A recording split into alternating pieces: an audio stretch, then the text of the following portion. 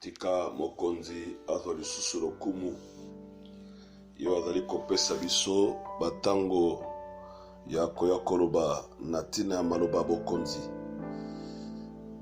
na likolo kombo na ye eleki bakombo nyonso ekomisama.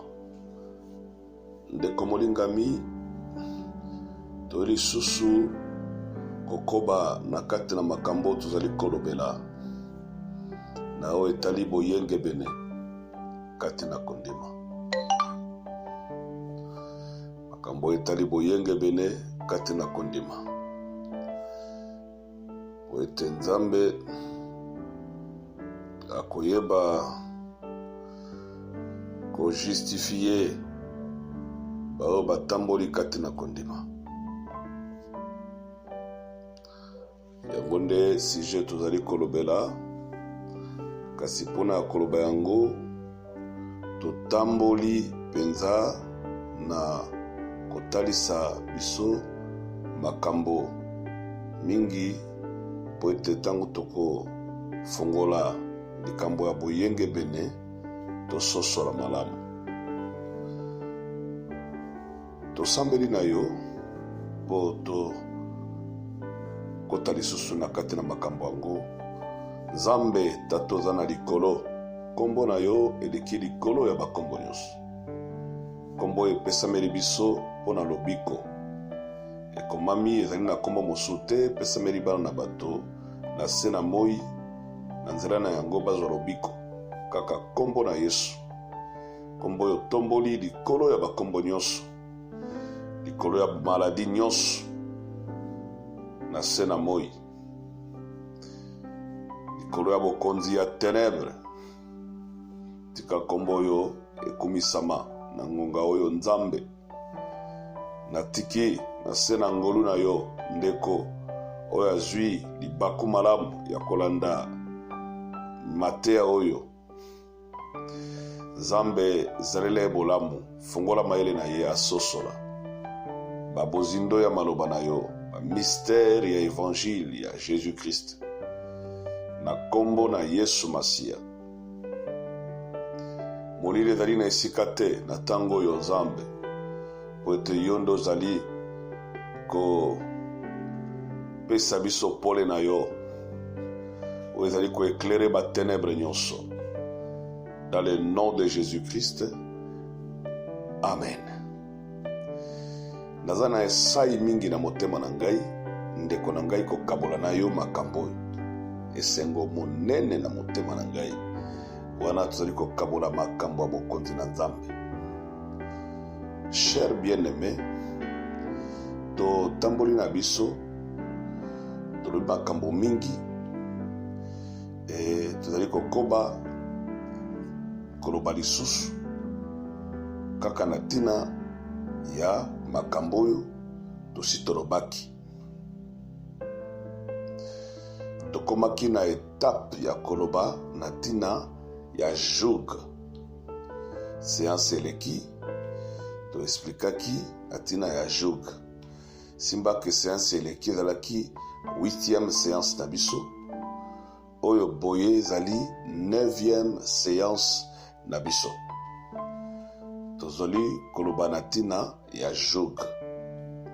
Pourquoi na simbi likambo oyo ya joug? Po ete joug ezali elembo ya lisumu ya péché. Po ete nous avions dit la femme esclave azali ko enfanté pour la servitude. Or, le joug ezali pe elembo ya kiboumbo o tobengi lisumu. Joug o tobengi le péché ezali pe elembo ya boumbu. Pona koloba te biso bana na bato tokoti na boumbu ya lisumu.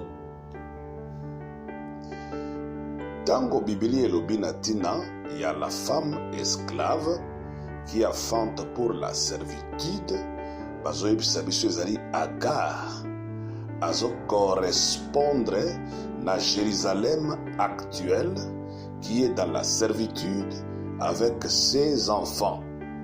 Je crois to explikaki biso Nzambe pona koloba azwaka makambo oyo ezali na kati na nature lokola ba image bongo Nzambe alobi yango tobengaka allégorie ou soit parabole. Nzambe alobaka bongo tango balobeli la femme esclave a enfanté pour la servitude et on nous dit c'est la Jérusalem actuelle qui est dans la servitude avec ses enfants. Et en cela nous disons que la Jérusalem actuelle est kaka ombre des choses. C'est ombre des choses. Le Seigneur voulait vraiment parler de ce monde, le monde où ezali la maison de la servitude. Mokili ezalaka ndako ya boumbu wapesika to botami. Bon mokili yango pe babengaka ye mwasi. To banzi to explikaki biso dans tolobeli sur la prostituée. Il avait un mystère, un nom écrit sur son front. C'était un mystère, Babylone la grande. Donc, le monde, c'est aussi la femme. C'est elle la prostituée. C'est elle notre mère. Tolobaki na tina ya mwasi. Lokola adultère. Pona kolobake biso tobotami na semence ya serpent parce que moi c'est celle adultère na serpent. Nous avons la nature de notre père le serpent. Et nous avions dit que nous sommes nés de la prostituée, tozana ivresse, il y a vin, il y a impudicité de notre mère. Mais toujours qu'on insiste na likambo ya kobotama mwana ya mwasi moumbu pour être là toujours tirer likambo ya péché parce que nous parlons de la justification, nous parlons de la justice de Dieu par la foi. Yango to simba likambo ya péché. Bien aimé na banzi de comprendre les cambo, il y a joug. Que joug et le belaka biso, les alaka elembo, il y a boumbu. Potoroba tango Isaac, azoebisa Esaü, j'ai établi ton frère, ton maître. Établir le frère nayo comme ton maître. Mais en errant ça et là, tu briseras les jougs au-dessus de ton cou. Au-dessus de toi, on va briser son joug, les jougs de son frère qui est sur son cou. Mais en réalité, Jacob a placé que joug na cou ya Esaü. C'est ce langage zolobelaka kabiso que Esaü akomaki moumbu ya Jacob. Le joug sur le cou d'Esaü pona koloba ke Esaü akomaki esclave ya Jacob. Totanga verset oyo totangaki yango tozotanga yango lisusu pona koyeba kodifie biso malamu. Totanga mukanda ya Lévitique chapitre 26 verset 13. Nous allons les lire au nom de Jésus-Christ de Nazareth. Lévitique 26, 13. Je le lis au nom précieux de notre Seigneur Jésus. Je suis l'Éternel, votre Dieu, qui vous ai fait sortir du pays d'Égypte, qui vous ai tiré de la servitude, qui vous est tiré de la servitude. Retenez, bien-aimé, Nzamba tiré biso de la servitude. J'ai brisé les liens de votre joug et je vous ai fait marcher la tête levée. Je vous ai fait marcher la tête levée. Nzamba Zoloba, je vous ai fait sortir du pays d'Égypte, na tiré bino de la servitude. Et j'ai brisé les liens de votre joug. Deutéronome chapitre 7, verset 8. Il est écrit: parce que l'Éternel vous aime, parce qu'il a voulu tenir les serments qu'il avait faits à vos pères, et l'Éternel vous a fait sortir par sa main puissante, vous a délivré de la maison de servitude. Voilà pourquoi dans Lévitique 25, 6, nous devons retenir qu'il nous a tirés de la servitude. Mais ici, la Bible dit que l'Éternel vous a sorti, vous a fait sortir de sa main puissante, vous a délivré de la maison de servitude. Tant que la Bible dit Nzamba tiré biso de la servitude, azo tiré biso de la maison de servitude. La maison de servitude, c'est Égypte ndeza maison ya servitude. Or, Égypte en question, c'est le monde. Mokilinde zali Égypte.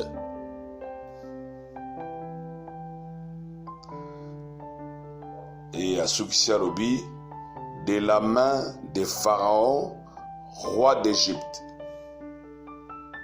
Chers bien-aimés, to expliquer les camboyo, car nous voudrions vraiment nous aider à comprendre ces choses. Parce que tous, nous sommes nés de la femme esclave. Nous sommes esclaves du péché. Et Kobotama na Égypte, Kobotama de la femme esclave, c'est elle l'Égypte, tozali ba esclave ya péché. To explica qui par rapport ya joug torobaki ke soki ba brider un cheval ba kamataka embouchoir ba tie na monoko, et il y a des bois et ainsi que de fils où qu'on permettre afin que les chevaliers aillent bako guider mpunda esika nyonso alingi amema ye akomema ye. Et biso pe lokola, nous avons les jougs sur nous, et le maître que nous avons, c'est le diable qui est notre maître. C'est lui Pharaon, roi d'Égypte. C'est lui qui est notre maître. Et nous faisons sa volonté. Je crois, tozokoma na esika oyo toko expliquer penza malamu comment est-ce que, étant dans cette tente d'argile, na nzoto oyo ya argile, na kobotama na mosuni na nzoto, la loi du péché, bien aimé, ezali attaché na pona biso, la loi du péché et de la mort. Donc pour expliquer les kamboa, la loi du péché et de la mort. Tolingi ko talisa biso likambo ezali aussi important pour na tena na biso. Tokotanga Biblia na mukanda ya Romains chapitre 5. Je vais le lire au nom de Jésus-Christ. Chapitre 5, verset 12.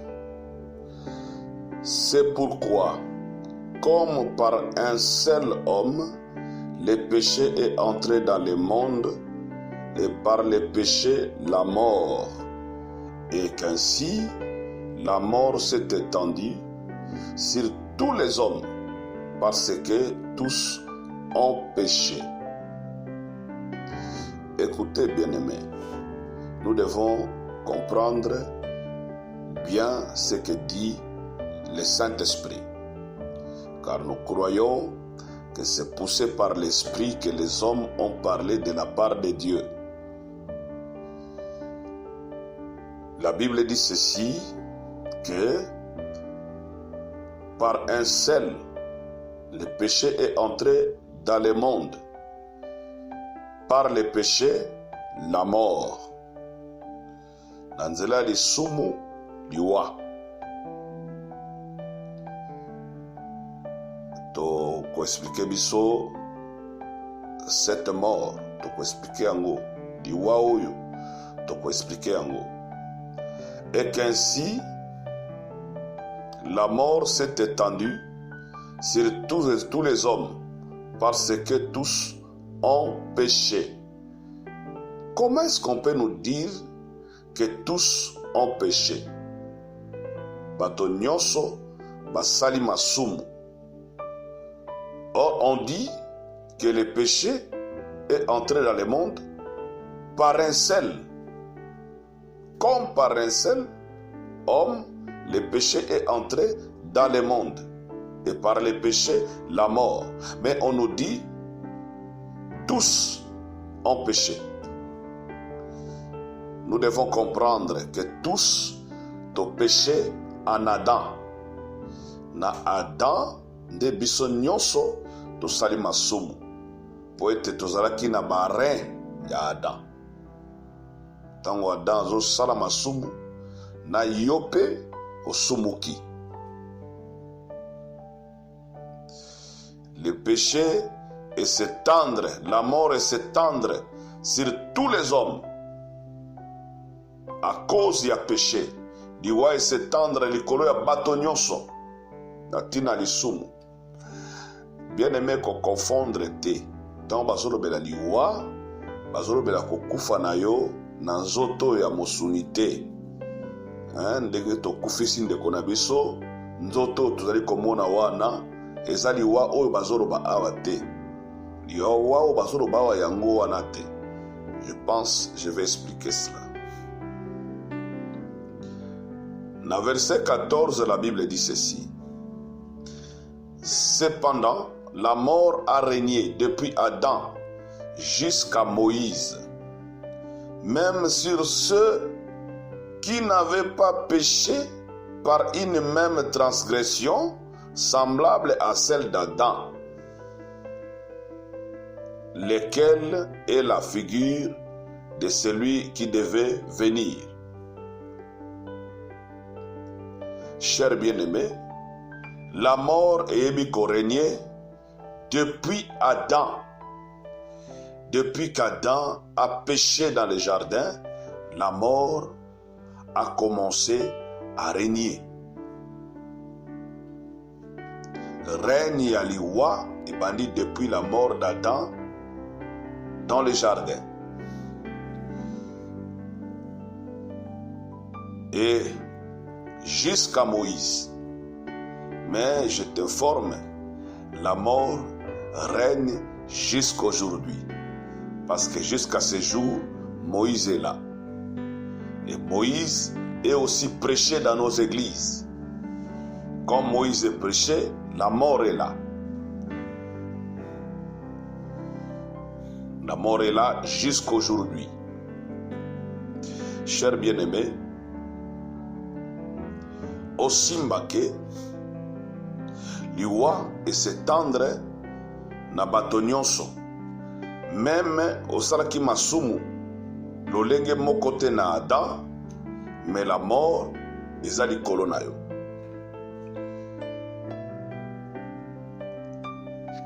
To kotanga livre ya Ephésiens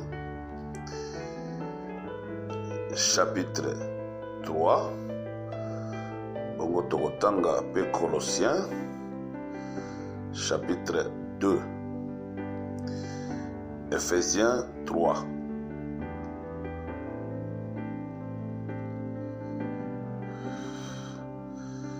Non, tokotanga Ephésiens chapitre 2, s'il vous plaît. Pas chapitre 3, mais chapitre 2. Il est écrit ceci. Vous êtes morts par vos offenses et par vos péchés. Vous êtes morts par vos offenses et par vos péchés. Et nous comprenons déjà, tant que vous êtes morts par vos offenses et par vos péchés, toujours kufa par les péchés d'Adam. Nebiso nyonso to kufi. J'ai bien dit que n'a pas expliqué biso liwa oyo Biblia ezali koloba. Cette mort-là, je vais l'expliquer. Dans lesquels vous marchez. Oh, mais moutongo balobi akufi, mais on dit ici, il marche. La personne qui est morte, il marche. Dans lesquels vous marchez autrefois selon les trains de ce monde, selon les princes de la puissance de l'air, de l'esprit qui agit maintenant dans les fils de la rébellion. Ndeko na ngai, Nzamba yebisaki na Adam boyi, mokolo kolia mbuma oyo okokufa. Les jours où tu mangeras les fruits de cet arbre, tu mourras. Et sache que le même jour où Adam aliaki les fruits de cet arbre, Adam était mort. Le même jour, la mort pour Adam est la mort physique. Celui qui est mort, ce n'est pas le corps de la chair, mais c'est l'homme intérieur. Mutu ya kati o azalaki créé na image pe na ressemblance ya Nzambe yenda akufi. Mutu wana nde akufi. Mais le corps de la chair est en vie. Mais le corps spirituel o a créé selon l'image et la ressemblance de Dieu, cet homme meurt.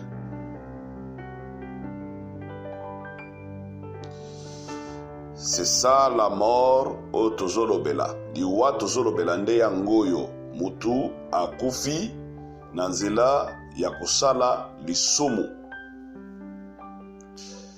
Mokolo Nzamba kosala biso ngolu, tokoya ko expliquer biso les fruits de cet arbre là. Mbuma ya nzete oyo Adam akufi, ale akufi, eza mbuma nini? Mutu ali akufa. Bolanda kamate ya lokuta te. Oh, les fruits de l'arbre de connaissance du bien et du mal étaient au milieu du jardin, et le milieu du jardin, c'est le sexe de la femme. Ça, ce sont des enseignements diaboliques. Oisa ba raisonnement humain. Mutafandi a raisonné au milieu du jardin. Et le jour où l'homme avait mangé les fruits, c'est ce même jour, en ce même moment, Mutakufaki. liwa pona Adam ezalaki kokota na boumbu. Liwa pona Adam ezalaki esclave, akomi esclave ya péché. C'est ça la mort pour Adam. Il est devenu esclave du péché. Celui à qui Dieu avait donné le pouvoir, la domination, à assujettir toute la terre. Et cette personne, à cause du péché, a commis asservi, a commis dominé. C'est ça la mort pour Adam. A commis dominé, a commis esclave. Et on nous dit, na condition wana ya kufa, na condition ya kozala moumbu, azali ko marcher selon le train de ce monde, selon le train de ce monde, selon la vie du monde. Na condition wana ya kozala moumbu, azotambola selon la vie du monde, selon les princes de la puissance de l'air. C'est ce que je vous avais dit. Narobaki était mutakoti na kati esclavage, avec la volonté de son maître. Ici, on veut nous parler seulement du diable, de Satan, le diable. Azotambola selon les princes de la puissance de l'air. Les princes de la puissance de l'air, c'est le diable. Moto akomi kotambola selon la volonté de l'ennemi. Donc, la mort pour Adam, ezali kokota na kati na boumbu. Ozali susu na makoki ya kosala mikano na yo te. Ozali kosala mikano ya oyo azali kokonza yo, azali kodomine sur toi.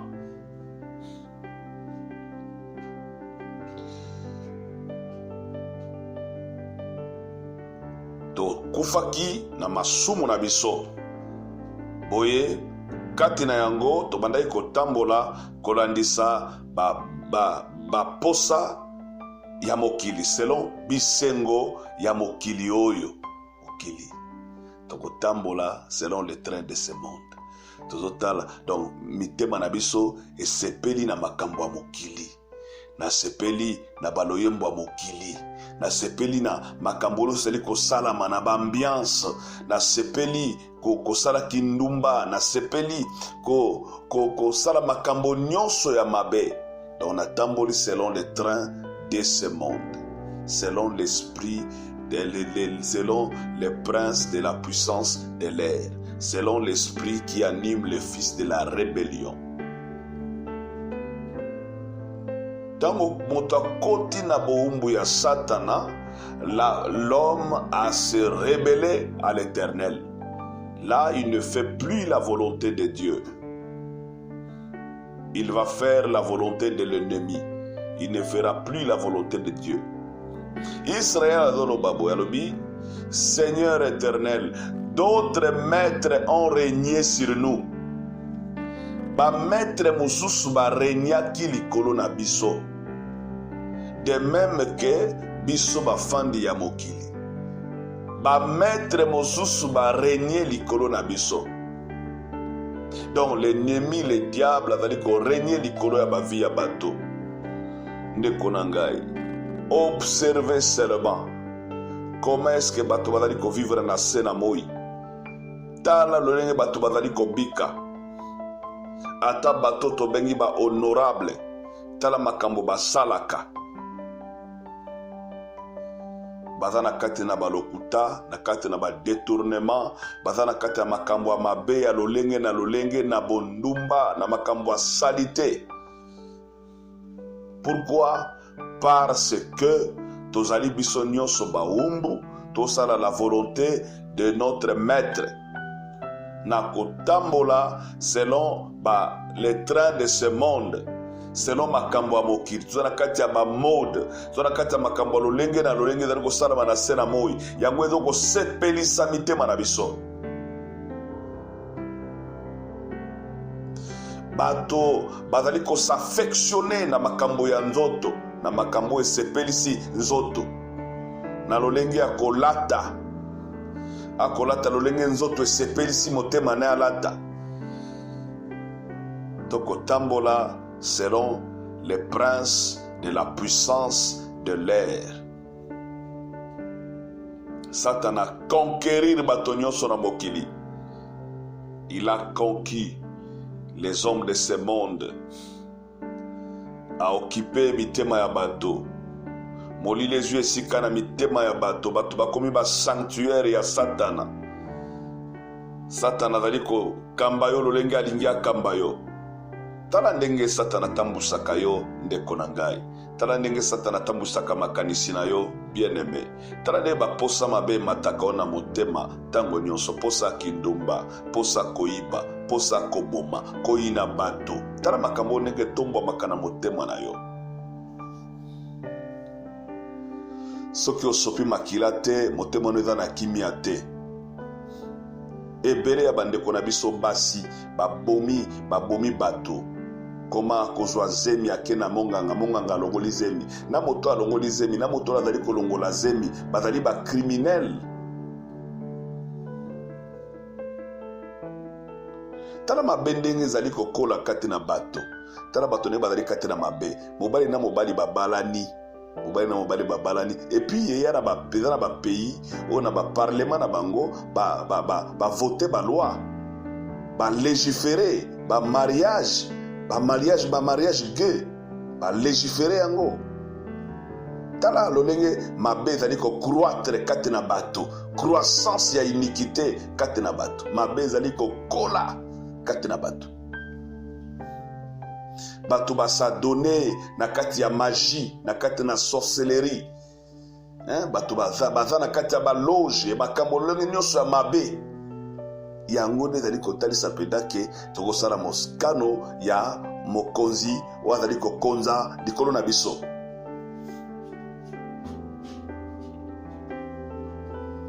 Ndeko na ngai, vous étiez tous morts. Vous étiez tous morts par vos péchés et vos offenses. Bokufa kibino nyonso na masumu na bino. Ndoko toliko kufa biso nyonso selon Romains chapitre 5 verset 12. En Adam de biso nyonso tokufi. Et la mort ezoko régner likolo ya bato nyonso depuis Adam jusqu'à Moïse. Et nous disons que Moïse est là jusqu'aujourd'hui parce que Moïse est prêché dans nos églises.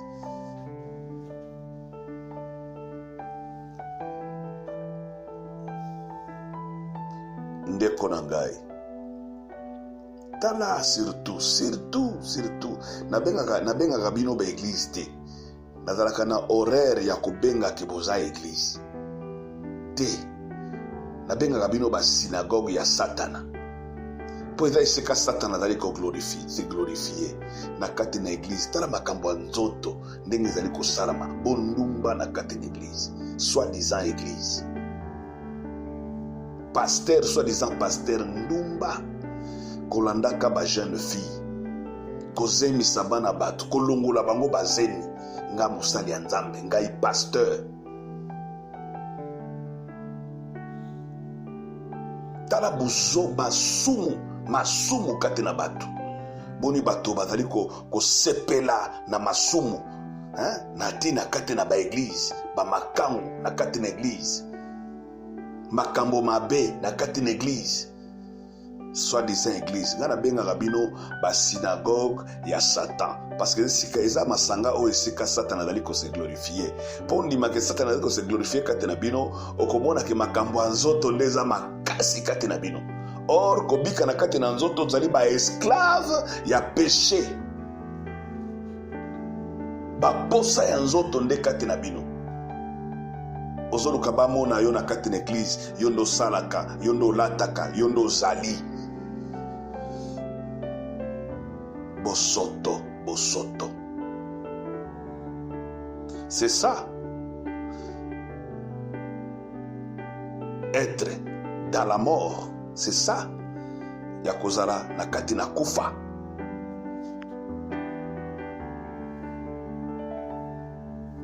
Omoni ki boumbu tokota nango. Boumbu tokota nango tozana ba joug. Bongo joug tozana nango tosala mokana mokonzi azali likolo na biso. Mokonzi azali likolo na biso atindaka biso kana makambo ya nzoto oyo tolati. Makambo ya bosoto, makambo ya nzoto oyo tolati.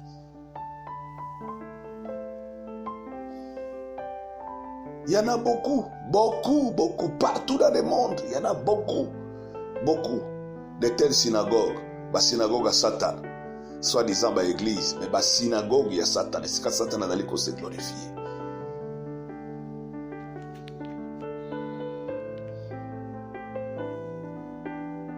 Mokonzi moko azali kokonza likolo na bino. E bozana ejogo na bakingo na bino. Bozali baumbu ya masumu. Zobika kati na masumu.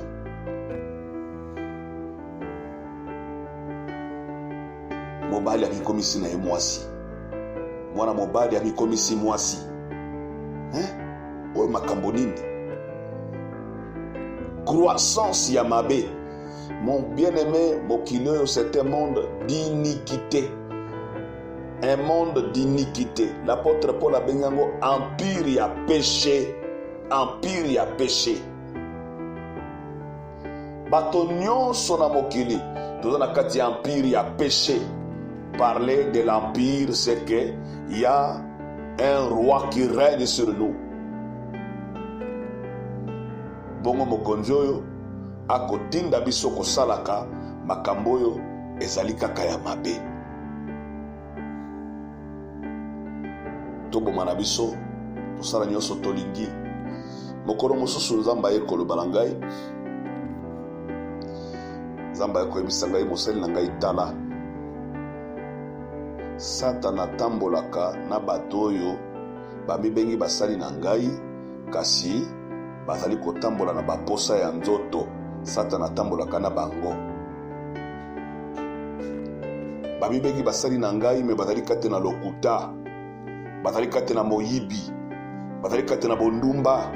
Ne Satana atambolaka na bango. Okomona bato wana bakosala pe miracle. Okomona bato wana bato ebele bakolanda bango. Yokolo bake bazana nzambe. Bazana nzambe te, bazotambola nde na Satana.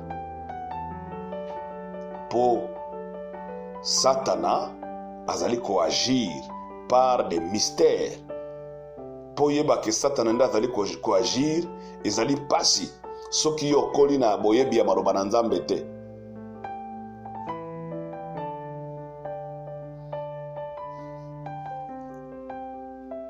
Omoni tozali biso nyonso kati na kufa. Kati na kufa.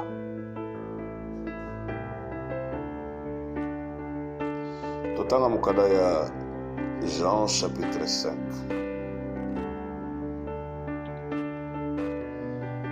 Jean chapitre 5, versets 24 à 25. Nous allons les lire au nom de Jésus-Christ de Nazareth.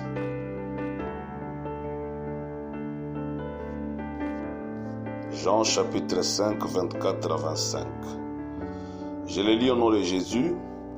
En vérité, je vous l'ai dit, celui qui écoute ma parole et qui croit à celui qui m'a envoyé a la vie éternelle et ne vient point en jugement, mais il est passé de la mort à la vie.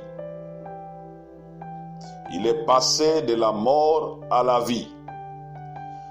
En vérité, celui qui écoute ma parole et qui croit à celui qui m'a envoyé a la vie éternelle et ne vient point en jugement, mais il est passé de la mort à la vie.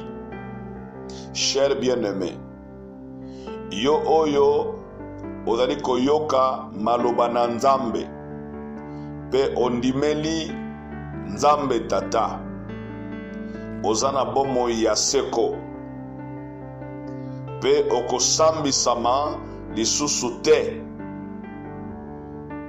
Kosambisama awa ezali le feu, hein? C'est le feu. Jugement ya Nzambe ezalaka exercé par le feu. Tango Nzambe a jugé Sodome, atindi moto na Sodome, a brûlé bateau. C'est ça le jugement de Dieu. Le jugement de Dieu, ce n'est pas comme vous pensez là, que bakozoyo ba télémission devant la barre, bazo sambisa yo. Non, le jugement de Dieu c'est le feu. Le jugement de Dieu ne s'exerce que par le feu. Ce jugement c'est le feu qui vous brûlera. Bino nyos vous allez kobika na kati na péché. Vous allez kobika na kati na ba plaisir. Kobika selon les trains de ce monde, selon les princes de la puissance de l'air, selon l'esprit qui anime les fils de la rébellion. C'est le feu qui vous attend. C'est ça le jugement de Dieu qui tombera sur vous. Écoutez ce que dit la parole de Dieu. Et celui qui a cru à la vie éternelle, il est passé de la mort à la vie. De la mort à la vie. Liwa awa na préciser lisusu ezali liwa ya nzoto te. Ezali liwa oyo moto ya kati nda akufi. Moto ya kati ya kufi. Kufa wana ezali kokota na kati na boumbu ya masumu. Yango wana nde kufa. Comment est-ce que la Bible koloba dans lequel vous marchez autrefois? Celui qui est mort, comment est-ce que akotambola lisusu? Donc il est mort, c'est l'homme intérieur nda kufi à côté na esclavage. Yango na liwa oyo Bible ezali kolobela. Kozala muumbu wa masumu ya lisumu. Et il est passé, donc vous allez passer de la mort, de l'esclavage du péché à la vie. Tu as passé de l'esclavage du péché, du servicement à la vie. Ozolongwana kufa oyena bomoi. Na verset 25 komami, en vérité, je vous l'ai dit, l'heure vient et elle est venue, elle est déjà venue, où les morts entendront la voix du Fils de Dieu. Ceux qui l'auront entendu vivront. Bao bakoyoka mongongo ya mwana na Nzambe bako vivre. Ceux qui l'auront entendu vivront. Chers bien-aimés, le Seigneur dit, les morts entendront. Les morts ici c'est qui? Eza batoyo bakoti na asservissement. Batoyo bakoti na esclavage. Bakomi ba esclave ya péché. Bangonde bakufi, baza bakufi. Raison pour laquelle l'apôtre Paul dit, celui qui vit dans les plaisirs est mort quoique vivant. Celui qui vit dans les plaisirs, azamo kufi, ataza kotambola, azamo kufi. Tu es un mort bien-aimé. Yo zaliko vivre dans le péché. Yo zaliko vivre dans le plaisir. Ozamo kufi. Et le Seigneur dit dans sa parole que les morts entendront la voix des fils de l'homme. Ceux qui l'auront entendu vivront. Bao bako yoka mongongo ya mwana na Nzambe, bako vivre. Bazozwa la vie éternelle. Ceux qui entendront. L'heure vient et elle est déjà venue, où les morts entendront la voix des fils de l'homme. Et ceux qui l'auront entendu vivront. Bien-aimés, le Seigneur crie du haut des cieux. Nzambazo crier du haut des cieux. Répands-toi, répands-toi, abandonne le péché. Le Seigneur crie du haut des cieux. Il est écrit dans la parole, aujourd'hui si vous attendez sa voix, n'endurcissez pas vos cœurs. Si vous attendez sa voix, n'endurcissez pas vos cœurs. Azo crier na bakufi. Car il dit, les morts entendront la voix. O bakoyokango bako vivre. Totala illustration oyo. Lazare a koufi. Le 4e jour, Jésus s'est présenté devant la tombe de Lazare. Lazare mokoufi. Na tombe. Et sa sœur même dit, Seigneur, il pue déjà. Azo lumba déjà solo. Solo amasumu. Ndenge yo lumba kayango. Ozo lumba solo. Olekaka esika te bato bazanga koyoka solo amasumu yozo kopesa te. Makambo mabeka ka solo ozo lumba. Mais Christ devant la tombe de Lazare. Liboso ya tombe ya Lazare, Christ a crié, Lazare sort. Et la Bible déclare que le mort est sorti.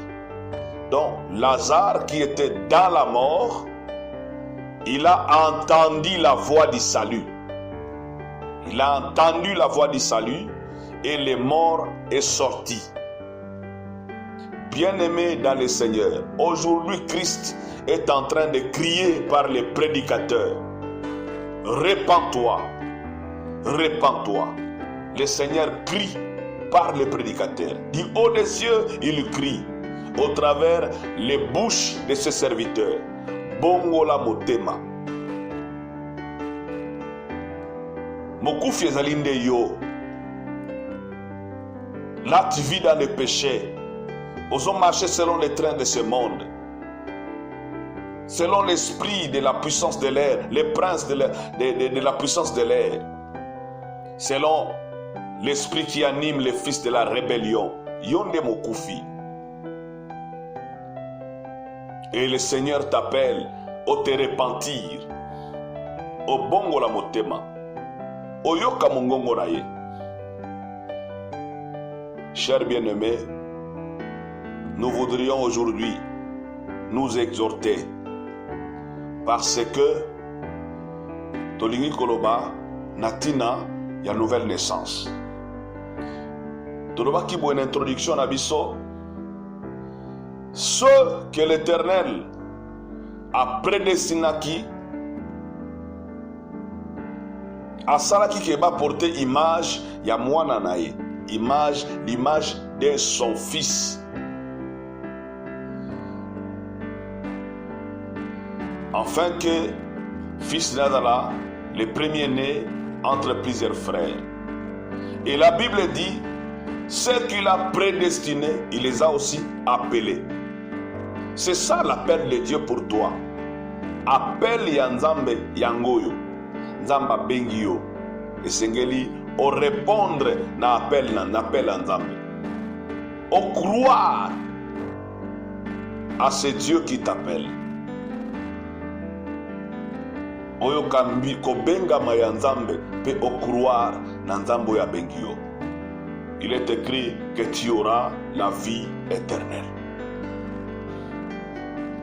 Nzamba zobenga biso tobima kati na boumbu. Kati na boumbu tokoti kati na yango. Oyo ezali kufa parce que tu ali kotambola kosala mokano ya mokonzi. Oyo tu azali kokonza likolo na biso. Ya kobika kati na mabe. Kobika kati na masumu. Cher bien-aimé, répands-toi. Répands-toi, molingami. Mokili ezali mokili ya iniquité. Mokili ya masumu. Mokili esika tofandi. Eza mokili ya masumu. Esika mabe ezali kokola. Bongola motema na yo. Bima na panzela nyonso mabe. Ozali kobila na sena moi. Bima kati na yango. Bima kati na yango ndeko molingami.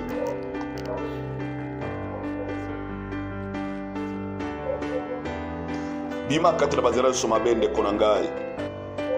Wapi esikize banzela ozali kotambola kati na yango. Solo molingami esengeli na biso tobima. tobima na basysteme mokili na makambo nyonso ezali kosalama na se na moi tobima kati na yango. Tokobima na kati na yango ezali kaka soki tokoyoka mongongo ya mwana na Nzambe oyo azali kobianga yo mpe abiangi ngai na ntina ete tobila ye. Alobi oyo akoyoka mongongo na ye akozwa bomoi. Soki oyoki mongongo ya Christ, tu as la vie éternelle. Zana bomoi ya seko. Ndeko molingami to talisi biso boye po ete esengeli na biso toloba na ntina ya nouvelle naissance. Moto andimeli Yesu Masia ndenge tolobaka ye nde abotami ya sika. Nde tolingi kolakisa solo kobotama yango ya sika ezali lolenge kani. Kobotama wana ezali lolenge kani. Tolakaki biso ete tokoloba na ntina ya femme libre. C'est maintenant nde toko yeba kolobela na ntina ya femme libre. Elle qui est notre mère. C'est qui cette femme libre? Parce que Hébreu, Galates chapitre 4, sur la femme esclave et la femme libre. C'est qui cette femme libre? Et nous allons parler de cette femme-là. Elle qui est la femme libre, notre mère. De tokotalisa penza, malamu de kamboyo to sosola. Polelo yo ebele ya batu batali koloba ndimela Yesu batana bomo ya seko ndimela Yesu ndimela lokola mokonzi pe mobikisi na ngai tolobaka yango ekoma discours na mitoko ya batu ndimela Yesu lokola nkolo pe mobikisi topesaka même pas les mots tant toloba nkolo ndimela Yesu lokola nkolo. Toujours balikambo ya joug awa non? Si Christ réellement est ton maître, c'est que a attaché au joug na kingo na yo. Yo za esclave na ye. Et nous disons que l'esclave ne fait que la volonté de son maître. Si Christ est ton maître, s'il est ton Seigneur, fais-tu sa volonté? Osala kamikano na ye.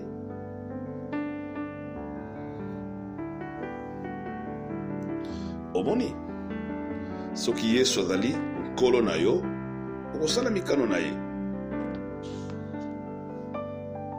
Tolobaka yango nandimela Yesu nga na botama sika nandimela Yesu lokola nkolo mpe mobikisi naza na bomo ya seko yango tokoexplike malamu kondimela Yesu Masia nde tolingi koexplike sikoyo. Nandimeli Yesu baconséquence ya kondimela Yesu nde tokolobela. Epi tokoluka totalisa malamu makambo yango ezosalama lolenge kani.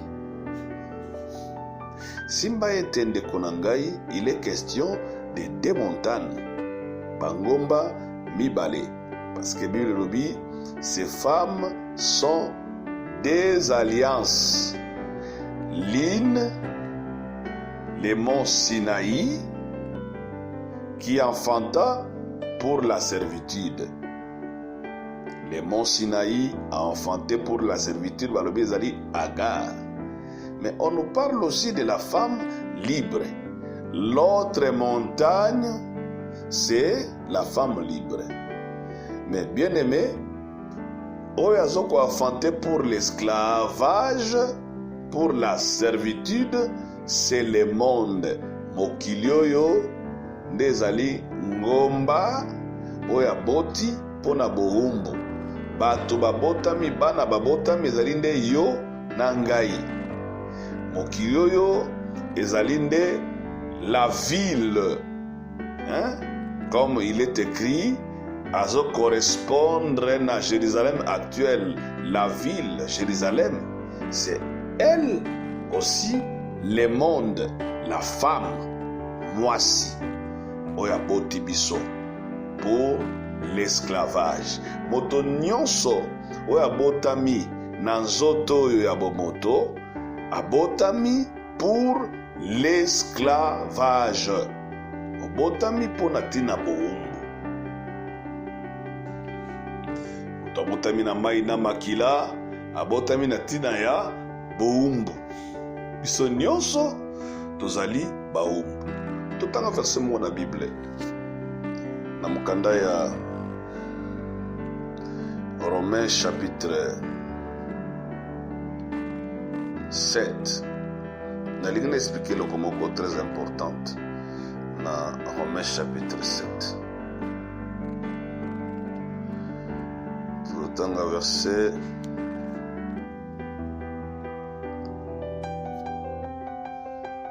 23 à 25. Olanda biso penza bien, na biso na bokebi. D'abord dans verset 22. Je prends plaisir à la loi de Dieu, selon mon homme intérieur. Mais je vois dans mes membres une autre loi dans mes membres qui lutte contre la loi de mon entendement. Donc, la loi de mon entendement, la loi de mon homme intérieur. Ici, il s'agit de deux personnes dans un corps. Batumi bale na kati na nzoto moko. Basolobela la loi de l'entendement et la loi qui est attachée na chair na ngai, na nzoto na lati. Mais je vois dans mes membres, la chair que je porte, une autre loi qui lutte contre la loi de mon entendement et qui me rend captif à la loi du péché qui est dans mes membres. Ezorandre ngai captif dans la loi ya péché ou dans ba membre na ngai. Cher bien-aimé, je pense que tokozwa ntango ya koexplike likambo oyo parce que ntango alobi loi ya péché eza na bamembre na nga. Le péché ici c'est le joug, loi ya péché. Donc mobeko ya lisumu oyo ezali na bamembre na ngai. Toexplikaki likambo ya bamembre awa, likambo ya chair. Quand on parle de la chair, il ne faut pas dire que ezali nzoto tolati oyo ya bomoto te. Ezali bomoto na ngai ya kati. Yende homme charnel, moto ya kati. Yende azali na se ya mobeko ya lisumu.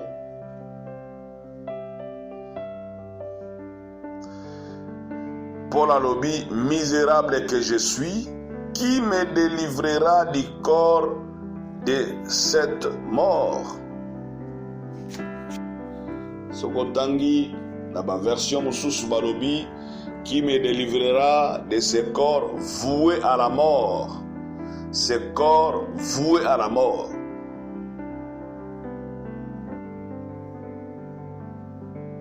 Parce que dans le corps, il y a la loi du péché et de la mort. La loi du péché et de la mort.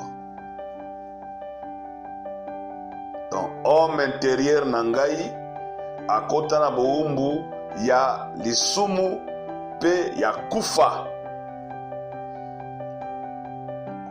Il est censé de mourir. Pourquoi? Nabotami pour l'esclavage et j'ai le joug sur mon cou, ce joug qui est la loi du péché et de la mort. Nous allons expliquer ces choses. Verset 25, l'apôtre Paul a kolobana biso boye, grâce soit rendue à Dieu par Jésus-Christ notre Seigneur. Dans verset 24, l'apôtre Paul qui posa la question en disant, qui me délivrera de ce corps, du corps de cette mort, de ce corps voué à la mort? Qui me délivrera?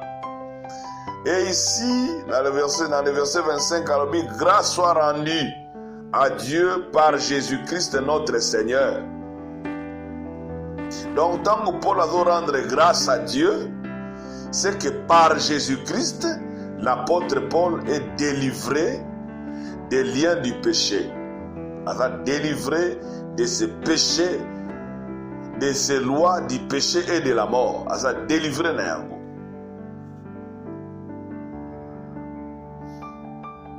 Écoutez ce qu'il dit.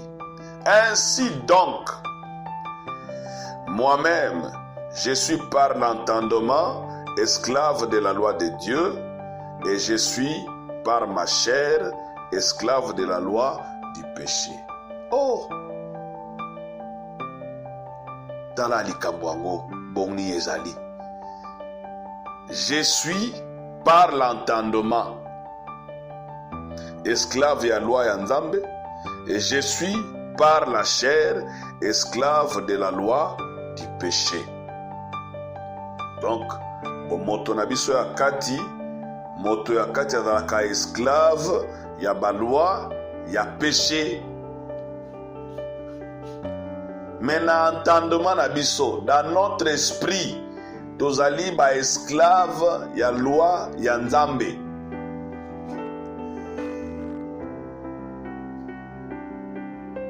C'est ce que nous allons expliquer, parce que nous vivons encore dans cette tente de la chair. Tozobi kana na kati na banzoto tolati oyo. Zoto tolati. Bon moto akati oyo tozana yango, yenda za moumbu ya lisumu ya baloi ya péché. Azali esclave ya baloi ya péché. Mais na entendement nangai, moi qui ai cru à la parole, moi qui ai cru à l'évangile de Jésus-Christ, dans mon entendement, naza esclave ya baloi ya Nzambe. Il y a ces deux réalités dans la vie ya mwana na Nzambe. Deux réalités. Je crois toko expliquer ango malamu po tokomi ko zindamena na kati ya likaya makambo tozali kolobela. Pour kolobela justice, la justice c'était surtout kolobela iniquité te. Fallait kolobela nanu iniquité, bongo to kolobela justice.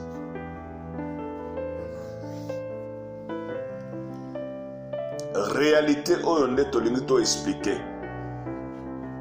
Deux réalités na kati ya vie ya mutu. Selon l'homme intérieur, nazali esclave ya baloi ya péché. Mais selon mon entendement, naza esclave ya baloi ya Nzambe. Nous allons expliquer cette réalité.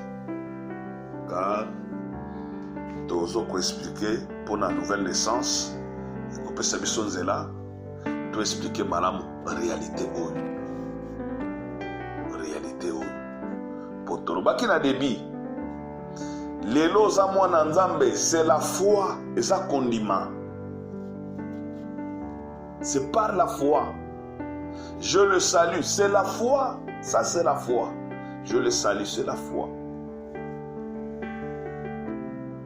Pour ceux qui totali yo, qui mwana Nzambe, tozi mopakano toche, tozi mwana Nzambe toche, un païen qui se respecte, tozi yo pe toche, on a différentes. Différence égalité. Tant bazali kotala yo boye différence égalité. Et croyez que monana son batali misala na yo pe batali misala na ye.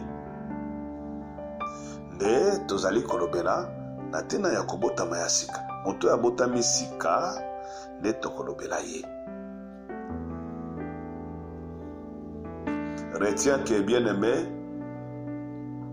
na basi mibale oyo mwasi oyo azali na bana sasa ipi ezali mwasi ya moumbu yenda azali na bana ebele bana oyo baremplir la terre kasi mwasi oyo mosusu la femme libre aboti nanu te nanu aboti te tokoexplike yango okososola po mokolo Sara kobota nde enlèvement ya église ekosalama. Église elongwe mabele eke likolo sara kobota. L'enlèvement de l'église. Pona lelo tosukia wa mulingami nzambe azalela yo bolamu yo ozali kopesa ntango na yo kolanda makambo oyo. Makambo oyo ezali mpenza lipamboli mpona moto nyonso adispose ntango na ye kolanda makambo oyo. Tika nzambe azalela yo bolamu, likolo efungwamela yo, mvula enokela yo, mapamboli euta de partout kuta yo wapesi kozwami na kombo na Yesu Masiya. Nzambe nazali kosambela ndeko azali malade azwa kimia na santé au nom de Jésus. Ndeko azali kolanda mateya oyo soki omonaka te nazodeklare omona sasa yipi na kombo na Yesu. Soki otambolaka te telema tambola au nom de Jésus-Christ de Nazareth. Quelle que soit ta maladie, o minganga balimbani, nazo déclarer aux alobiko dans le nom de Jésus-Christ de Nazareth. Bika na kombo na Yesu Masiya. Olobiko ezali kati na kombo na Yesu Kristo. Mokonzi na tomboli kombo na yo. Yo ozali kopesa biso makasi pe ntango ya koloba de ta part. Merci mpona baye nyonso baelandi mateya oyo. Ezala bango une grande bénédiction. Dans le nom de Jésus-Christ de Nazareth, ainsi prié. Amen. Tika mokonzi azali susuro kumu. Yo azali kopesa biso